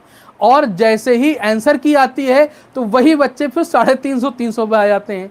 इतना ही ज़्यादा उनको कॉन्फिडेंस होता है। क्यों? क्योंकि वो ढंग से पढ़ते नहीं हैं, उन्हें लगता है सब हवा में हो जाता है। अगर तुम इसको अच्छी तरीके से देखो तो यहां पर स्ट्रक्चर चेंज हो गया। स्ट्रक्चर कैसे चेंज हुआ? देखो सोचो, ये वाला कार्बन सबसे ऊपर है, उस पर 2 मिथाइल ग्रुप लगे हुए हैं, एक हाइड्रोजन लगा हुआ है, इसके पीछे 3 हाइड्रोजन है। क्लियर नहीं क्लियर? इसमें क्या हुआ, इस वाले में जो आगे जो ये ऊपर वाला कार्बन है, इसमें से एक मिथाइल तोड़ ली गई है और पीछे वाले कार्बन को दे दी गई है। देखो इसमें एक मिथाइल बची है, एक मिथाइल पीछे वाले कार्बन को दे दी गई है। अगर एक कार्बन को तोड़ के तुम किसी और दूसरे कार्बन पे लगा दोगे जाके, तो फिर वो हमारे पास कौन सी आइसोमेरिज्म होती है? Chain isomerism. बात समझ में आ रही है? और अगर आपको बिल्कुल ऐसे भी ना समझ में आए तो चेन आइसोमेरिज्म हो रही है कि नहीं हो रही है, तो हम इसको बना भी सकते हो अलग से। क्लियर नहीं क्लियर? आपने बनाया ये कार्बन, ठीक है, उस पर 2 मिथाइल लगाए, देखो एक मिथाइल ये लगा दो CH3, एक मिथाइल ये लगा दिया CH3, और चूंकि एक H है तो एक H लगा रहने दो। फिर दूसरे वाले को भी बना लो, देखो ये कार्बन हो गया, उस पर तीनों हाइड्रोजन है, देखो ये हमारे पास CH3 सॉरी H, और ये हमारे पास H, यहाँ पास H। ठीक है, इसमें से हुआ क्या, इसमें से एक मिथाइल को यहां से तोड़ा गया, इसको हम यहां पे लगाए दे रहे हैं, देखो ये मिथाइल, इसका H इसको दे देंगे, इसको जो ये बन रहा है देखो यही तो बन रहा है, इसके इस मिथाइल को तोड़ के यहां पे लगाए दे रहे हैं, तो यहां पे क्या बन जा रहा है, ये CH3 बन जा रहा है, और यहां पर 2H, एक H तो पहले से मौजूद था, और यहां पर क्या हो गया, एक CH3 आ गया, एक CH3 आ गया, एक H पहले से मौजूद था और एक और H पहले से मौजूद था। ठीक है, तो यहां पर क्या हुआ, ये हमारे पास चेन आइसोमेरिज्म होंगे। देखो यहां पे चेन दोनों की अलग अलग बन रही है, दोनों की चेन अलग अलग बन रही है। ठीक है, तो इसको हम लोग क्या बोलते हैं, चेन आइसोमेरिज्म, चेन आइसोमेरिज्म। तो ये दोनों आपस में क्या है, चेन आइसोमर। ध्यान देना क्या है आपस में, चेन आइसोमर। ये हमारे पास कन्फर्मर नहीं है, चूंकि इनका स्ट्रक्चर चेंज हो गया तो कन्फर्मर तो हो ही नहीं सकते। अगर स्ट्रक्चर चेंज हो रहा है तो ना वो कन्फर्मर हो सकते हैं, ना वो ऑप्टिकल हो सकते हैं, ना वो ज्योमेट्रिकल हो सकते हैं, तो फिर स्ट्रक्चरल में पहुंच जाएंगे। स्ट्रक्चरल में क्या हो सकते हैं, जो 6 तरीके की बताई थी उनमें से कोई एक होगा। इसमें कौन सी वो आइसोमेरिज्म होगी बेटा, चेन आइसोमेरिज्म होगी। कौन सी होगी बेटा, चेन आइसोमेरिज्म होगी। क्लियर नहीं क्लियर? चले बेटा एक और क्वेश्चन बताएं, इससे मिलता जुलता बढ़िया सा।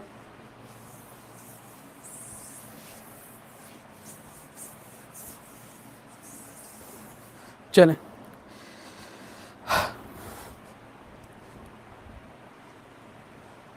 देखो सारी क्वेश्चन को अच्छे तरीके से समझ लेना।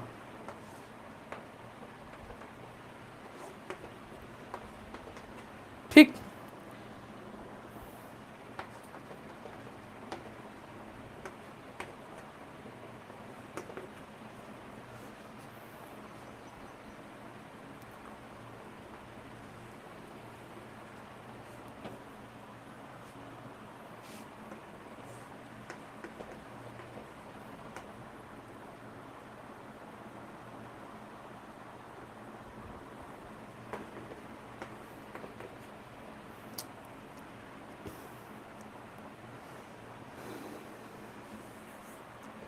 यहां पे क्लोरीन लगा लो ऐसे। ठीक है,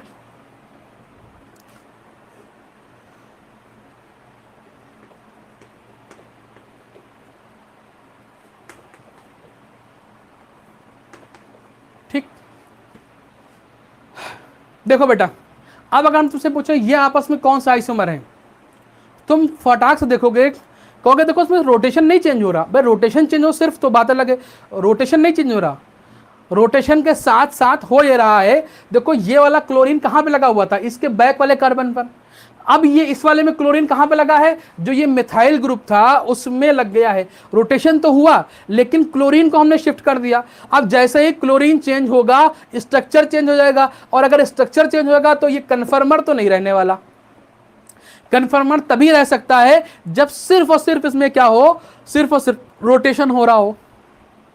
क्लियर है नहीं क्लियर है, बोलो बेटा।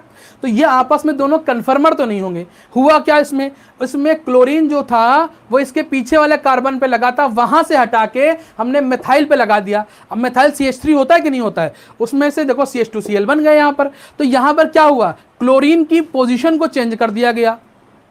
इसलिए ये आपस में कौन सा आइसोमर कहलाए, पोजिशनल आइसोमर। इससे पहले वाले चेन थे, ये पोजिशनल आइसोमर हो गए। तो देखो ऐसे क्वेश्चन में इल्यूजन मत खा जाना। पता लगे तुम देखो इसको कि अरे वाह बढ़िया बढ़िया गोला बना है, न्यूमैन जैसा दिख रहा है, ऑब्वियस सी बात कन्फर्मर होंगे, ऐसा नहीं है।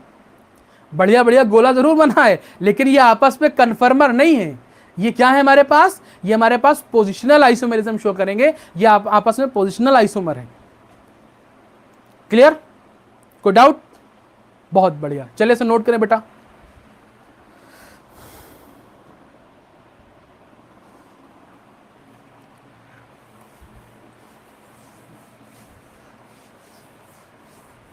हेडिंग डाल दे बेटा, stability of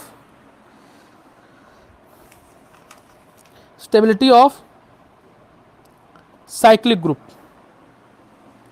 stability of cyclic group, cyclic group की स्टेबिलिटी। ठीक है, देखो जितने रिंग में हेक्सेन तक की बात करेंगे, सिर्फ हेक्सेन तक की बात करेंगे, जितने ज्यादा रिंग में कार्बन बढ़ते चले जाएंगे उतनी ज्यादा रिंग की स्टेबिलिटी बढ़ती चली जाती है।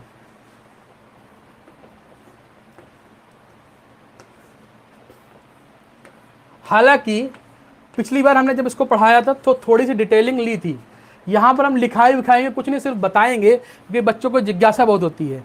इसमें नंबर ऑफ कार्बन के बढ़ने से कोई फर्क नहीं पड़ता। एक थ्योरी थी बेयर्स स्ट्रेन थ्योरी। क्या थी बेटा, Bayer's strain theory. Bayer's strain theory से इसको जो है, इसमें जो क्या बोलते हैं, स्ट्रेन आ जाता है। स्ट्रेन कैसा आता है, देखो होता क्या है, जब तुम इस कार्बन को चेक करोगे, इस कार्बन को, तो इसका हाइब्रिडाइजेशन जो आएगा वो sp3 आएगा। कितना आएगा बेटा, sp3 आएगा। देखो 4 इसमें सिग्मा बॉन्ड आ रहा है तो sp3 आएगा। अब sp3 के हिसाब से अगर तुम इसमें एंगल चेक करो तो कितना आएगा, इसमें एंगल चेक करोगे तो कितना आएगा, इसमें जो एंगल चेक करोगे वो तकरीबन 109 डिग्री 28 मिनट आएगा sp3 के हिसाब से। लेकिन एक्चुअल एंगल तुम्हें कितना दिख रहा है, ये तुमको 60 के आसपास दिख रहा होगा, 60 के आसपास दिख रहा होगा। ठीक, तो मतलब 109 डिग्री होना चाहिए था, उसको मोड़ के हम 60 डिग्री तक लेके आए हैं।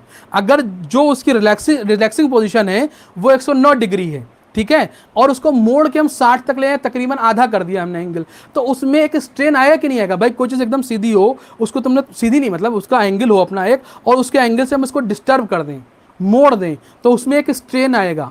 ठीक है, कैसा स्ट्रेन आएगा, जैसे मान लिया अगर हम कोई स्केल वगैरह लेते हैं, मतलब स्केल 180 पे होती है, ठीक है, तो उसको ऐसा मोड़ देते हैं। ठीक है, अब मोड़ते जा रहे हैं, ज़्यादा मोड़ देंगे तो क्या होगा, ब्रेक हो जाएगा। ठीक है, बात समझ में आ रही कि नहीं रही, उसमें एक स्ट्रेन आ जाता है। स्ट्रेन की वजह से क्या होता है, वो अपने ओरिजिनल पोजीशन में जाना चाहती है, तो जो उसकी स्टेबल पोजीशन है वो उसकी सीधी है। जो स्केल की बात कर रहे हैं, जो लोहे की स्केल स्टील की आती है, उसकी ओरिजिनल पोजीशन वो एक सीधी 180 डिग्री पे होती है, वहीं पे वो स्टेबल होती है। लेकिन अगर हम जोर लगा के उसे थोड़ा सा मोड़ दें, बेंड कर दें, तो उसमें स्ट्रेन आ जाता है। ठीक है, बात समझ में आ रही है। तो अगर वो उसमें स्ट्रेन आ जाता है तो फिर वो स्टेबल तो नहीं रहती है, जब भी हम उसे छोड़ेंगे तो फिर वो उसी फॉर्म में आ जाएगी। क्लियर नहीं क्लियर? उसी तरीके से इसमें भी क्या होता है बेटा, स्ट्रेन आता है, काफ़ी स्ट्रेन आ रहा है। स्ट्रेन निकालने का अपना एक पैमाना होता है, एक तरीका होता है। स्ट्रेन निकालने का अपना एक तरीका होता है, उसके लिए एक फार्मूला होता है 360 माइनस थीटा अपॉन n। ठीक है, एक फार्मूला होता है स्ट्रेन निकालने का, वो हम नहीं पढ़ाएंगे, ठीक है, क्योंकि आपको ज़रूरत नहीं है। ठीक, तो इसमें स्ट्रेन सबसे ज़्यादा होता है, जिसकी वजह से सबसे सबसे ज़्यादा अनस्टेबल यही होता है, जिसमें ज़्यादा स्ट्रेन होगा उस सबसे ज़्यादा वो अनस्टेबल होगा। इसमें स्ट्रेन और कम हो गया क्योंकि इसमें एंगल घट के 90 डिग्री आ गया, देखो ठीक है। इसमें और घट जाता है, इसमें सबसे कम स्ट्रेन होता है, ठीक। लेकिन जब स्ट्रेन निकाला जाता है, ध्यान देना, जब स्ट्रेन निकाला जाता है तो हेक्सागन में ज़्यादा स्ट्रेन आता है, पेंटागन में कम स्ट्रेन आता है। तो अगर हम स्ट्रेन थ्योरी से अगर हमको स्ट्रेन थ्योरी से इसको हम लोग डिस्क्राइब करते तो सबसे ज़्यादा, देखो ये 1 नंबर पे है, ये 2 है, ये 3 है और ये 4 है, ठीक है। सबसे ज़्यादा जो अनस्टेबल होता वो 1 नंबर वाला होता, फिर 2 वाला होता और फिर 4 वाला होता, फिर 3 वाला होता, अगर हम स्ट्रेन थ्योरी से इसे निकाल रहे होते। लेकिन ये यहाँ पर रॉन्ग होता है। एक्चुअल जो हमारे पास सॉरी उल्टा में लिख दिया, सबसे ज़्यादा स्टेबल जो हो जाता वो 3 नंबर वाला हो जाता, फिर 4 वाला, फिर 2 वाला, फिर 1 वाला, सबसे ज़्यादा स्टेबिलिटी की बात कर रहे हैं। क्लियर नहीं क्लियर? लेकिन ये हमारे पास ट्रेंड है, ये रॉन्ग है, ठीक है। सबसे ज़्यादा स्टेबल कौन होता है? वो हेक्सागन ही होता है, ठीक। तो यहाँ पर स्ट्रेन थ्योरी यहाँ पर बेकार क्यों हुई? बेकार इसलिए ही हुई कि जो इसके हम लोग यहाँ पर जो ये हम लोग स्ट्रक्चर देख रहे हैं, ये एक्चुअल में स्ट्रक्चर है ही नहीं। ये तो हमने इसको हेक्सागन बना दिया, इसे हम लोग अपने जो है कन्वीनियंट के लिए हमने ऐसे ऐसे खोल के हेक्सागन बना दिया। ये इस फॉर्म में होता ही नहीं है। जो तुम्हारा जो यहाँ पर हेक्सेन होता है, जो साइक्लोहेक्सेन होता है, ये इस फॉर्म में होता ही नहीं है। ये अलग अलग फॉर्म में होता है। ये 4 फॉर्म में पाया जाता है। ये चेयर फॉर्म में पाया जाता है, ये ट्विस्टेड फॉर्म में पाया जाता है, ये बोट फॉर्म में पाया जाता है, ये हाफ चेयर फॉर्म में जाया जाता है। ये हमारे पास जो पेंटागन है, ये एनवेलप फॉर्म में पाया जाता है। तो जो ये हम लोग यहाँ पे पेंटागन हेक्सागन बना रहे हैं, एक्चुअल शेप इसके नहीं होते, इनके शेप अलग होते हैं। क्लियर नहीं क्लियर? जिसकी वजह से स्ट्रेन थ्योरी यहाँ पे कुछ देर के लिए गलत हुई थी। लेकिन जब इसके शेप के हिसाब से देखेंगे ना, तो हमारे पास जो होगा इस बेयर स्ट्रेन थ्योरी भी बिल्कुल फिट बैठी है। उसके हिसाब से सबसे ज़्यादा स्टेबल कौन होगा? हेक्सागन हो जाएगा। क्लियर नहीं क्लियर? चलिए इसे नोट कर लिए बेटा, लिखो बेटा, इसमें पॉइंट लिख लो।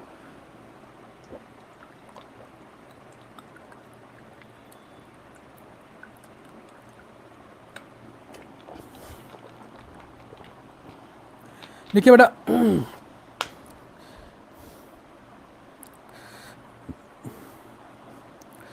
Bears strain theory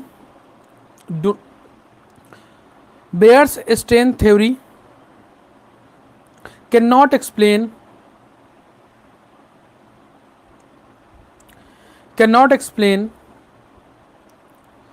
stability of higher than cyclohexane. Stability of higher than cyclohexane, मतलब साइक्लोहेक्सेन से ऊपर के जो साइक्लिक स्ट्रक्चर होंगे उनकी स्टेबिलिटी बिल्कुल नहीं बता पाई। क्लियर नहीं क्लियर? लिखो बेटा, नेक्स्ट पॉइंट लिखो, साइक्लोहेक्सेन एग्जिस्ट इन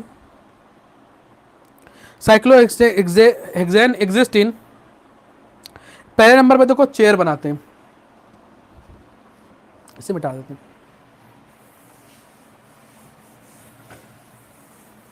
कुछ बातें लिखिए इसमें।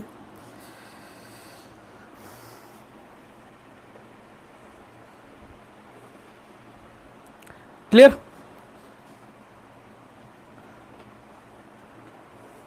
देखो चेयर बन गई, नहीं बन गई? बिल्कुल बढ़िया सी ये चेयर फॉर्म हो गई, ठीक। इसमें यहां पर 2 हाइड्रोजन ऐसे लगाओ, फिर बताते हैं, और 2 हाइड्रोजन यहां पे लगाओगे। ये साइक्लोहेक्सेन है, जिसको हम लोग साइक्लोहेक्सेन को बड़े मजे से जो है हेक्सागन के फॉर्म बनाते हैं, वही है ये, ठीक है। 6 कार्बन देखो, गिन लो, ठीक। और दूसरा स्ट्रक्चर हमारे पास ये है, इसमें बोट, ठीक है। ये देखो, ये बोट हो गया, ठीक है। इसमें भी हम लोग क्या करेंगे, दोनों हाइड्रोजन यहां पे लगाएंगे, एक यहां पर, एक यहां पर। ये हमारे पास बोट फॉर्म हो गई, ये हमारे पास कौन सी हो गई बेटा? चेयर फॉर्म हो गई। क्लियर नहीं क्लियर? बनाइए इसे, ये चेयर फॉर्म हो गई, ये बोट फॉर्म हो गई, ठीक। इसमें खास बात ये होती है कि इस जो हमारे पास चेयर फॉर्म होते हैं, इसमें all carbon hydrogen in staggered form, इसमें जो कार्बन और हाइड्रोजन होंगे वो किस फॉर्म में होंगे? सारे वो स्टैगर्ड फॉर्म में होंगे। लेकिन जब इसमें आ जाते हैं, बोट शेप में आ जाते हैं, तो इसमें जो है कार्बन और हाइड्रोजन जो होते हैं वो एक्लिप्स फॉर्म में होते हैं। बात समझ में आई कि नहीं आई? ये हमारे किस फॉर्म में होते हैं? इक्लिप्स फॉर्म में होते हैं। इसकी वजह क्या होती है? इसकी वजह ये होती है बेटा कि जो हमारे पास हाइड्रोजन होते हैं वो बहुत ज़्यादा क्लोज हो जाते हैं, जिसकी वजह से क्या होता है, उनमें रिपल्शन हो जाता है। रिपल्शन की वजह से वो इक्लिप्स हो जाते हैं। और ये कैसे होते हैं बेटा? स्टैगर्ड होते हैं। क्लियर नहीं क्लियर? बात समझ में आई कि नहीं आई? बोलो बेटा। इक्लिप्स होने की वजह से इसमें क्या होता है? रिपल्शन हो जाता है। नोट हो गया? दो फॉर्म इसकी और बनाइए बेटा, इसे मिटा रहे हैं हम। लिख लीजिएगा, जब हमने बोला है ये बातें, जब लेक्चर अवेलेबल हो जाए तो इसे लिख लीजिएगा सारी बातें आप लोग। अगर आप लोग अभी नहीं लिख पा रहे हैं, जो हम बोल रहे हैं वो नहीं लिख पा रहे हैं, तो जो वीडियो आ जाएगा तो उसे पॉज कर करके सारी बातें ये लिख लीजिएगा। क्लियर? बात समझ में आई? चलें, इसकी दो फॉर्म और लिखिए। एक कुछ इस तरीके से,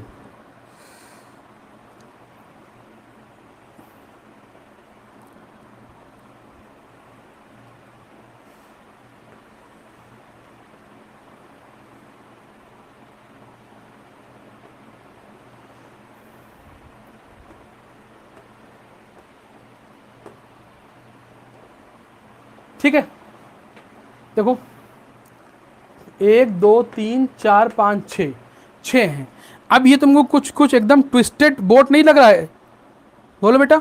जो बोट थी उसको हमने ट्विस्ट कर दिया, तो ये ट्विस्टेड बोट की फॉर्म में नहीं आ गया? ये जो फॉर्म आती है ये ट्विस्टेड बोट होती है। कैसी होती है बेटा? Twisted boat. और एक हमारे पास होती है हाफ चेयर। हाफ चेयर देखो, ये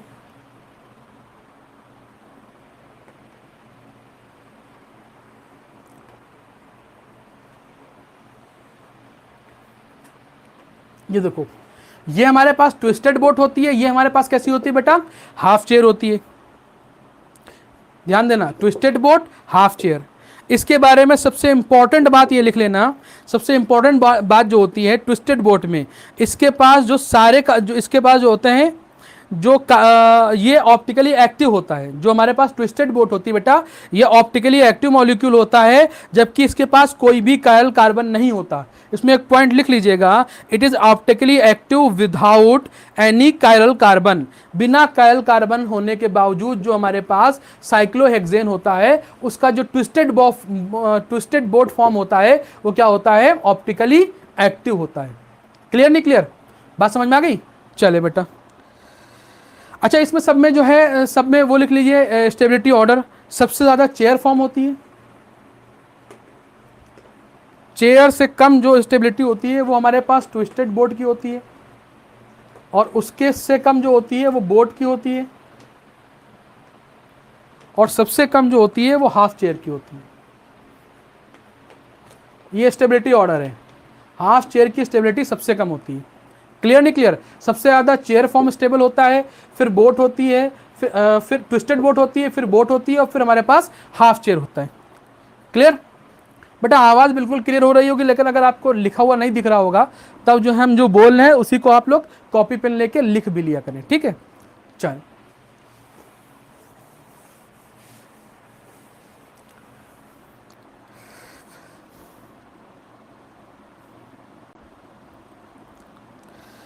एक हेडिंग लगा लिए बेटा। हेडिंग क्या लगा लिए? एक छोटा सा नोट के लिए, एनओटी नोट। नोट लिखो, ऑर्थो सब्स्टिट्यूटेड बाई फिनाइल। ऐसे लिखो, optical isomerism in, optical isomerism in ortho substituted, ortho substituted, ortho substituted biphenyl. देखो बाइफिनाइल तो ये होता है,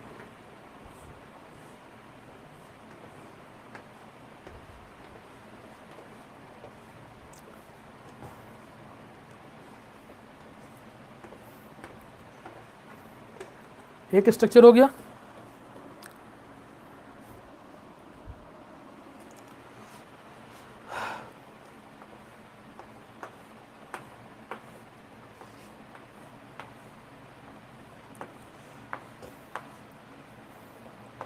दूसरा स्ट्रक्चर हो गया।